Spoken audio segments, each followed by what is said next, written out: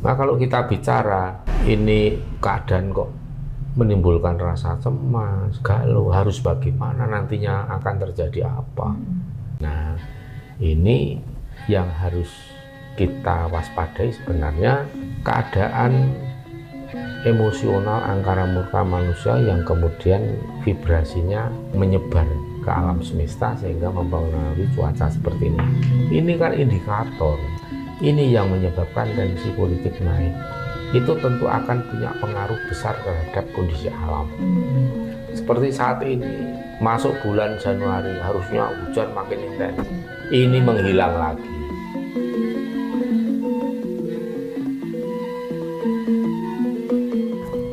Jumpa lagi para pemirsa YouTube Surya KKS yang budiman di seluruh Nusantara, bahkan dimanapun saudara berada. Salam sejahtera, salam kebajikan, Om Swastiastu, Namo Buddhaya, salam salam, rahayu rahayu.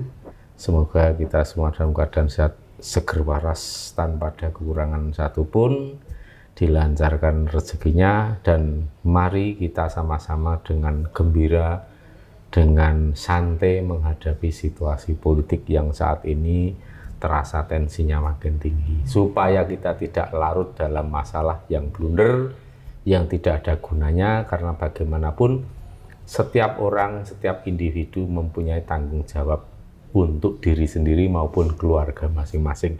Itu yang lebih utama, ya enggak? Gak usah larut. Politik biarkan yang ngurusin politik, tapi semua orang jangan terpancing emosi, jangan terpancing geram, terus melihat berita-berita juga. Yang penting jangan mudah terhasut, harus lebih jeli, teliti. Dan sekarang ini yang terjadi itu adalah pemberitaan media sosial atau medsos, itu belum tentu memenuhi kaidah jurnalistik. Artinya kalau jurnalistik ada cross check kebenaran faktual. Tapi kalau hanya berita media sosial, asal orang cuap-cuap ngomong jadi berita. Kalau itu saja ditelan mentah-mentah, akhirnya banyak berita yang hoax, yang menyesatkan. Itu bedanya kaidah jurnalisme yang bisa dipercaya, apa adanya, jujur, sesuai fakta, realitas, dibandingkan dengan berita media sosial yang setiap individu bisa ngomong apa saja. Sekalipun itu racauan atau kicauan atau hanya halusinasi atau omong kosong, kalau pemirsa tidak bijaksana, akhirnya ya mempercayai semua itu sebagai sebuah kebenaran fakta. Ini bahaya sekali. Gini sih Mo, ini kan sebenarnya kan udah beberapa hari ini kan alam tuh rasanya kayak bikin badan tuh jauh lebih capek, cepet capek lah intinya. Terus kayak orang lelah lah, bahkan mungkin hampir udah 2 minggu ini. Terus lihat di berita juga kok saling serang menyerang.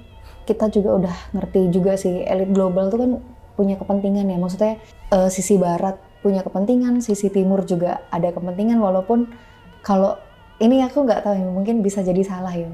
Kalau timur kan harusnya tetap kalau bisa melawan barat lah, melawan imperialisme lah intinya gitu.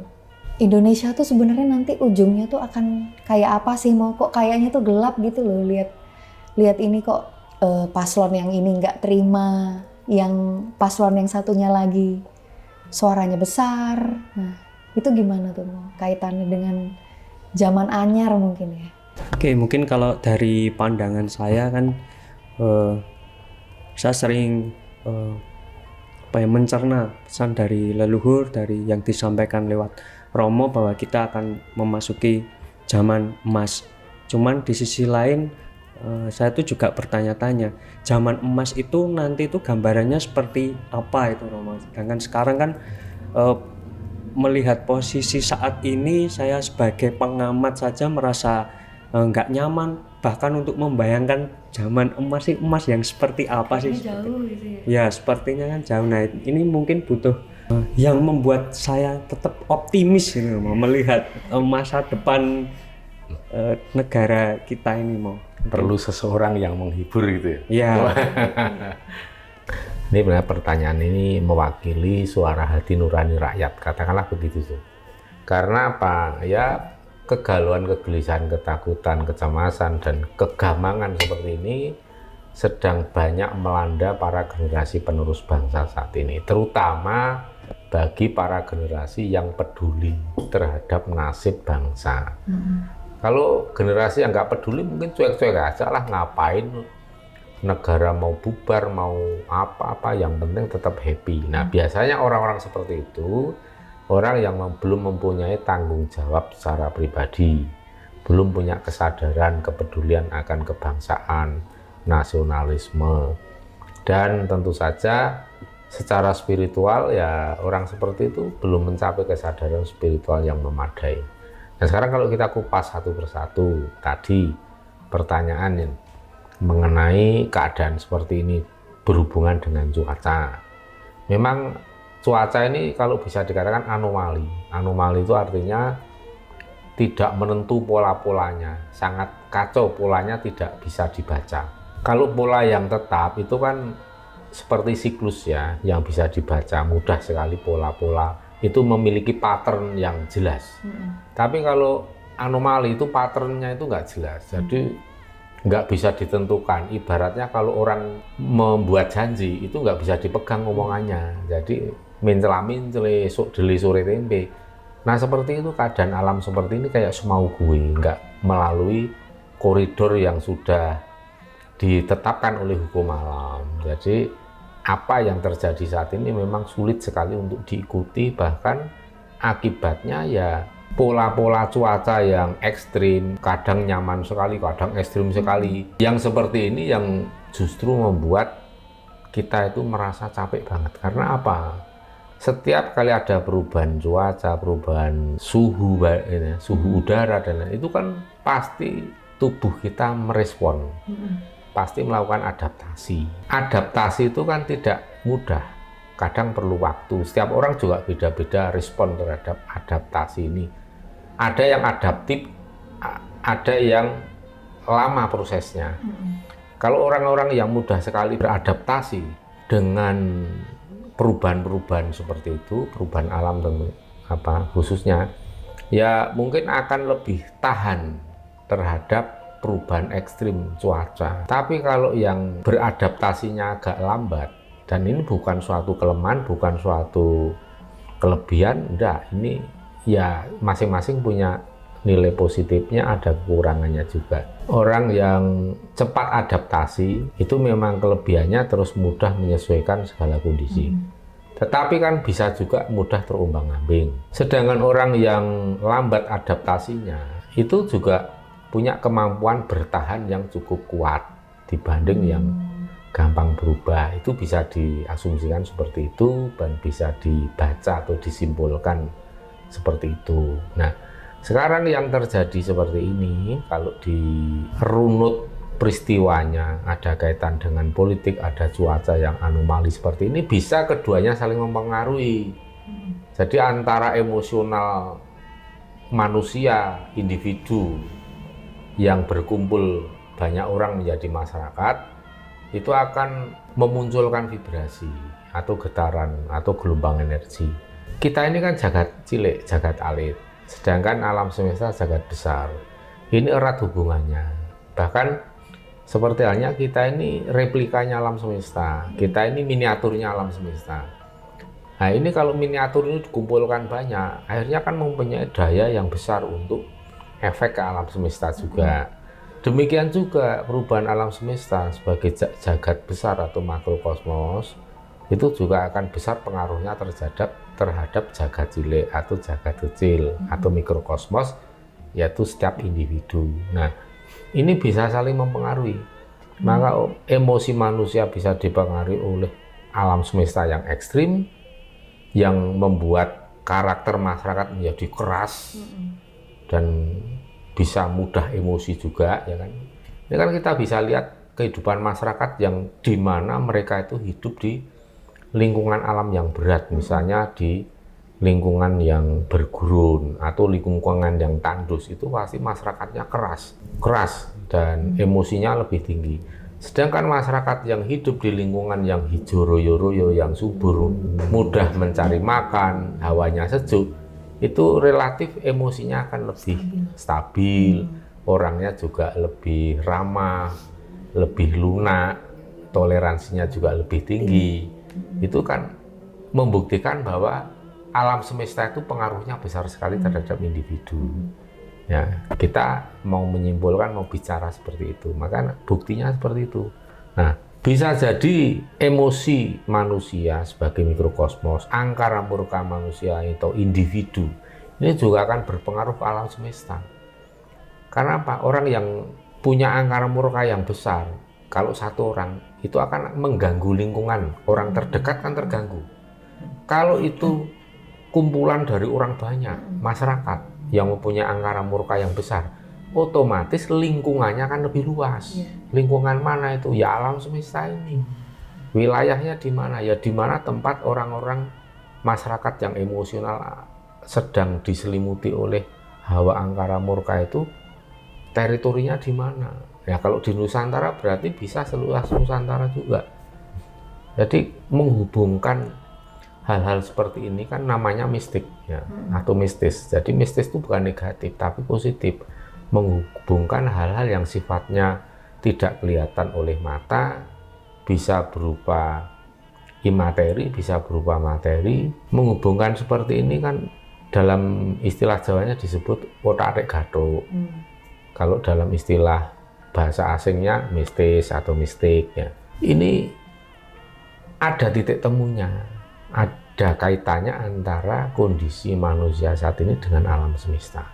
Itu yang mau saya sampaikan seperti itu. Sekarang kalau kita melihat kondisi politik saat ini kan sedang mendekati pemilu seperti ini kan pasti tensi politik makin meningkat, ya kan? Makin meningkat tensi politik ini makin meningkat. Tensi bisa meningkat, tensi politik bisa meningkat, itu yang meningkat tensinya siapa? Politiknya apa manusia yang berpolitik itu? Manusia yang berpolitik itu kan. Kalau politiknya mah itu kan ilmu, istilah dan sebutan ya, bentuk perilaku. Tapi kan di sini kita bicara real, realitas, yang emosional, yang angkara, yang tensinya naik itu kan berarti individu. Individunya banyak. Jadi masyarakat politik. Nah, ini yang menyebabkan tensi politik naik.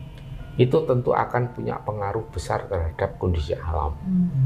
Seperti saat ini, masuk bulan Januari, harusnya hujan makin intens. Ini menghilang lagi. Tapi di wilayah Banten sedang dilanda ekstrim. Tapi hanya paling sehari 2 hari pindah daerah lain. Yang lain ekstrim panas lagi. Seperti ini tadi Jogja, 2 hari ekstrim panas, padahal sebelumnya sejuk, syahdu, dingin.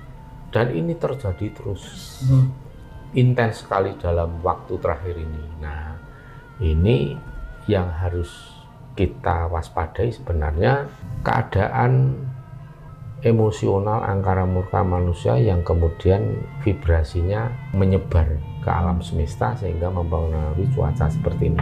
Ini kan indikator, ini kan indikasi.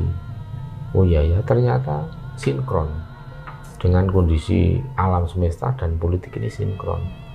Nah kalau kita bicara ini keadaan kok menimbulkan rasa cemas, galau, harus bagaimana nantinya akan terjadi apa?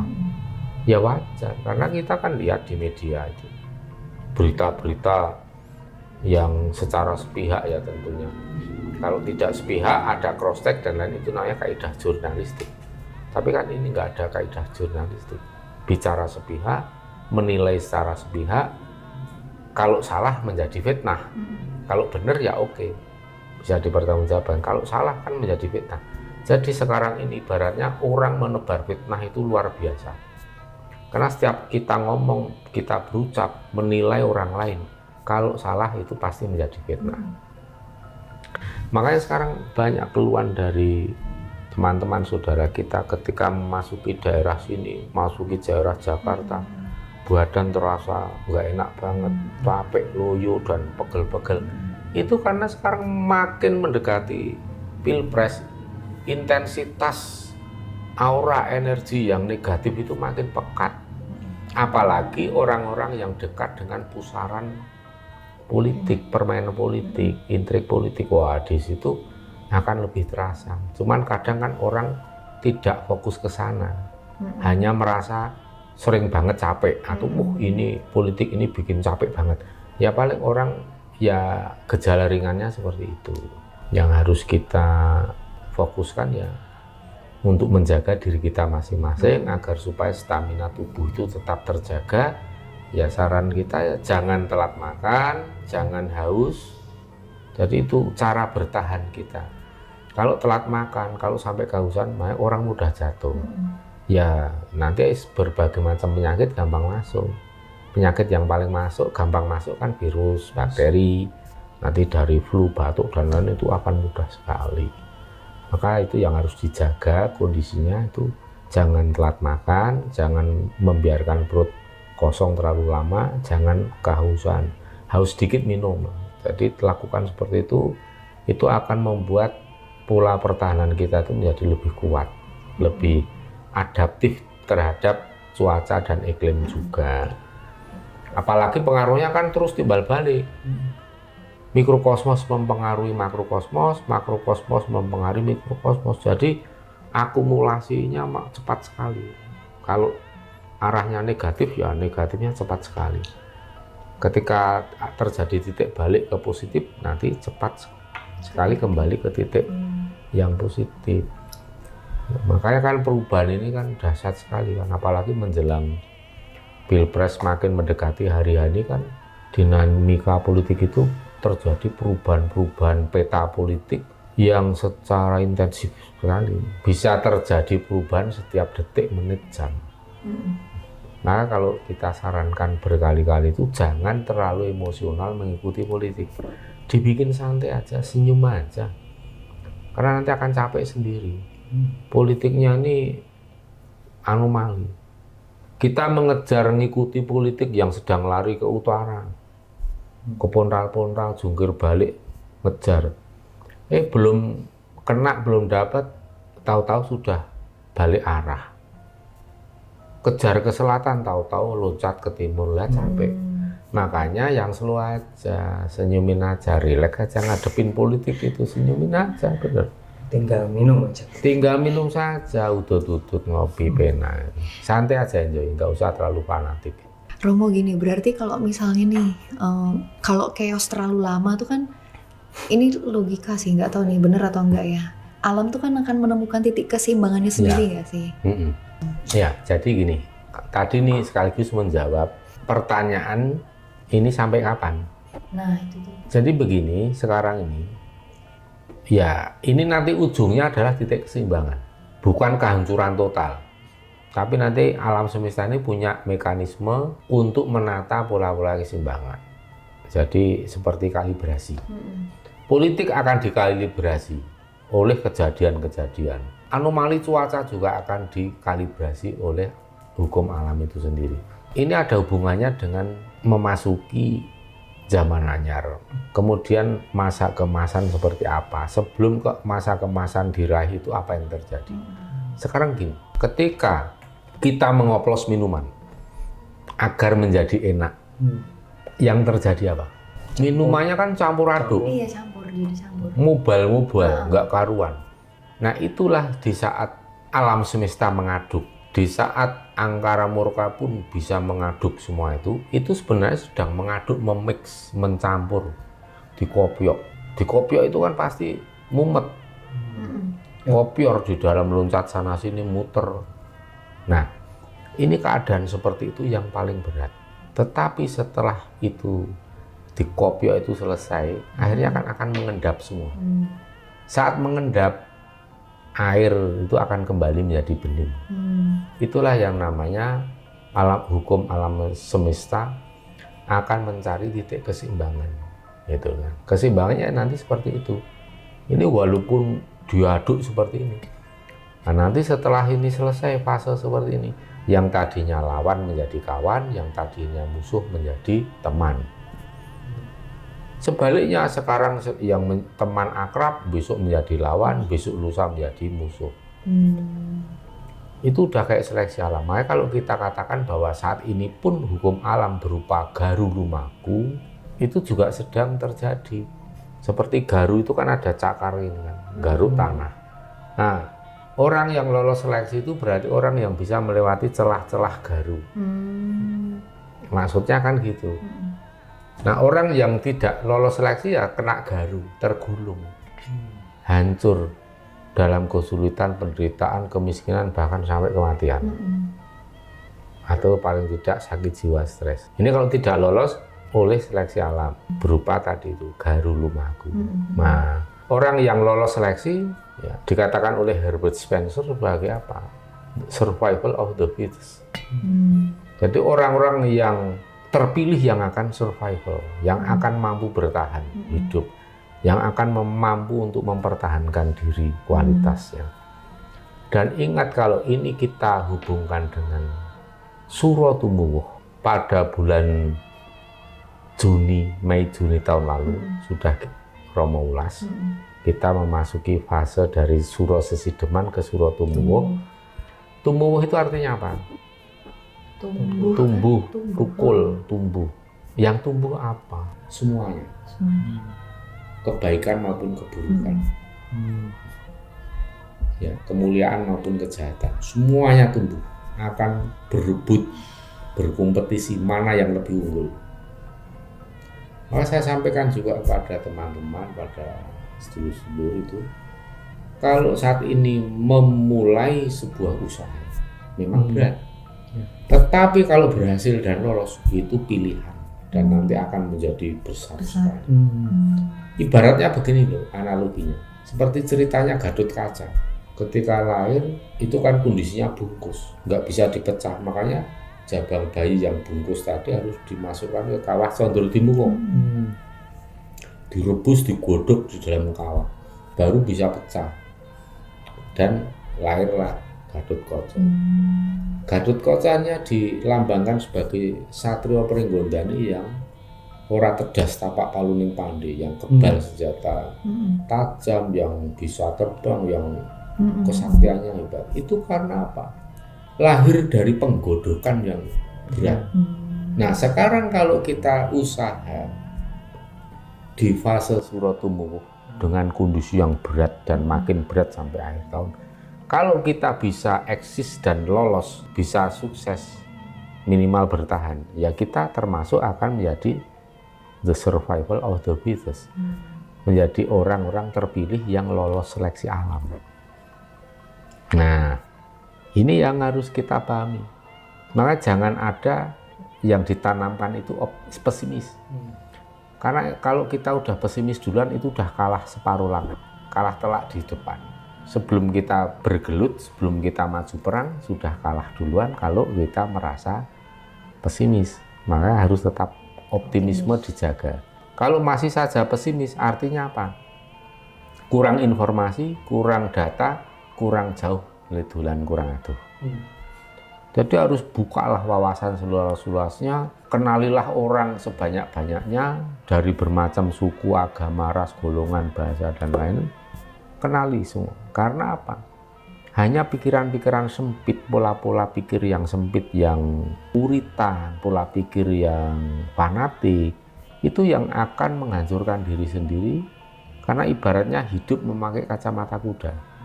Yang dilihat cuman gitu aja, ya, kanan kiri belakang nggak bisa lihat, belakang ada apa nggak tahu. Ya, itu yang kemudian akan mengurung kesadaran menjadi sempit sekali, nggak bisa mikir luas.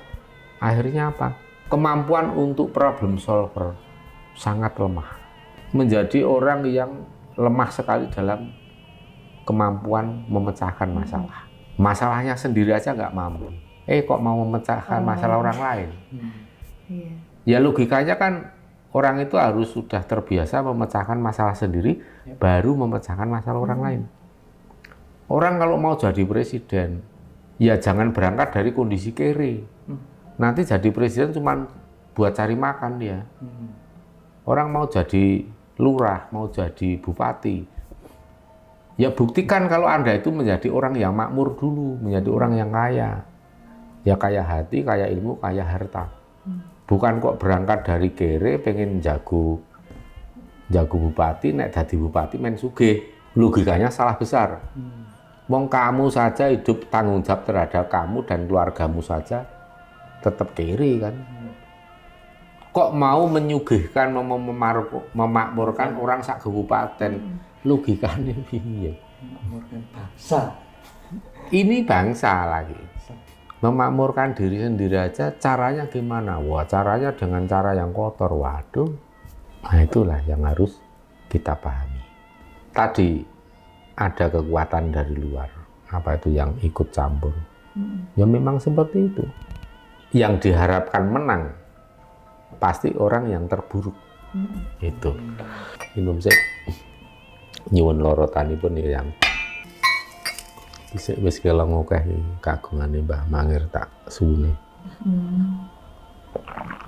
Nah, kalau tahun ini tuh masuknya suro apa ya? Tumuwuh. Masih tumuwuh dari Masih. tahun lalu. Nanti sampai suro yang akan datang. Berarti zaman anyar tuh Nah, kalau leluhur itu kan ngendika zaman anyar itu nanti tahun lalu ya. Sudah 1 tahun, 1,5 tahun yang lalu sudah ngendika. Iki wis meh ana teko zaman anyar ya. Ya, terus tahun ini tahun ngarep saya abot tekan akhir tahun. Nah, kita ini sedang memang memasuki fase zaman anyar.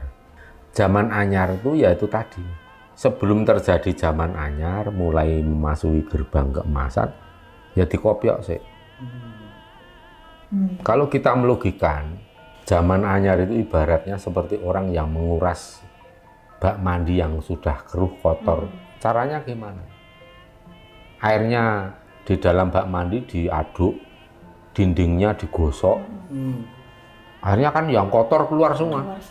dibuang. Terus nanti digelontor, yang keluar kotor semua.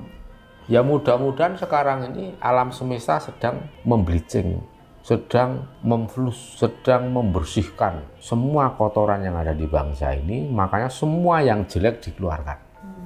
Termasuk orang yang menjelek-jelekan orang lain. Itu bukan berarti dirinya lebih baik dari yang belum tentu. Bahkan kadangkala orang-orang seperti itu dimunculkan karena memang supaya orang tahu kualitasnya seperti apa, kotornya seperti apa. Nah, ini alam semesta sedang mengangkat semua kotoran itu ke permukaan supaya kita sadar, supaya tidak ada lagi yang ditutup-tutupi. Yang selama ini menyembunyikan borok, yang menyembunyikan sesuatu yang sangat kotor, akhirnya terungkap dan digelontorkan. Nah, kalau semua itu yang kotor sudah digelontorkan, bak mandu baru diisi air yang bersih. Air yang bersih itulah yang namanya keemasan. Itulah zaman baru. Makanya sebelum terjadi zaman baru pasti ada peristiwa besar.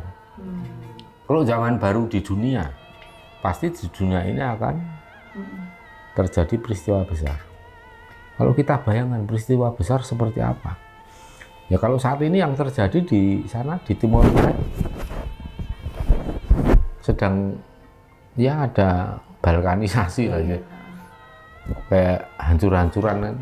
Bahkan saat ini tensi politik dunia pun makin tinggi, ngeri loh. Dan ini ibaratnya begini, kalau kita bicara tentang kemungkinan perang dunia ketiga, ini sudah dikokang senapan itu. Nah, itu dia. Gitu. Ibarat senapan sudah dikokang, peluru sudah dipasang, magasin cadangannya banyak, tinggal narik pelatuk. Makanya ini disulut saja sedikit, geger. Dan saat ini konflik antara Palestina dan Israel itu kan juga makin melebar. Bahkan yang sudah terjadi benturan fisik sudah melibatkan Yemen, Lebanon, Iran, terus Inggris, Amerika. Belum yang secara tidak langsung perang cyber, perang uang, pendanaan itu di bawah permukaan luar biasa. Yang muncul di permukaan seperti itu. Ini fenomena gunung es. Konflik yang kelihatan tuh seperti ujung gunung es di lautan. Kelihatannya kecil, tapi di bawah sudah ngeri. Kalau itu terjadi chaos dunia ini, akan seperti diaduk, pengadukan Samudra Mantana. Kalau perang antara ini apa, Durga Suramardini yang melawan Asura, kekuatan yang jahat, itu kan berebut Tirta Amerta air kehidupan yang berada di dasar samudra. Itu akan didapat setelah pengadukan samudra mantan. Itu dalam cerita pewayangan ada seperti itu. Dan dimenangkan oleh Durga Suramardini. Seolah-olah yang serem tapi ternyata baik. Ada yang baik tetapi ternyata serem. Maka kita harus waspada dan cermat melihat keadaan. Jangan mudah heran, jangan mudah kaget. Karena apa yang kalian lihat belum tentu itu yang terjadi sesungguhnya. Saat ini seolah-olah tenang, tetapi di bawah permukaan kasak kusuknya luar biasa. Leluhur sudah memberikan pesan. Tidak hanya satu, banyak leluhur-leluhur besar. Ada Ki Juru Martani, ada Ki Ageng Pemanan, ada Kanjeng Panembahan Singowati. Untuk apa? Sing hati-hati, terutama Ki Juru Martani.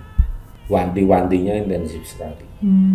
Karena Romo kan punya tanggung jawab juga melindungi anak kakak, anak yang harus kita lindungi.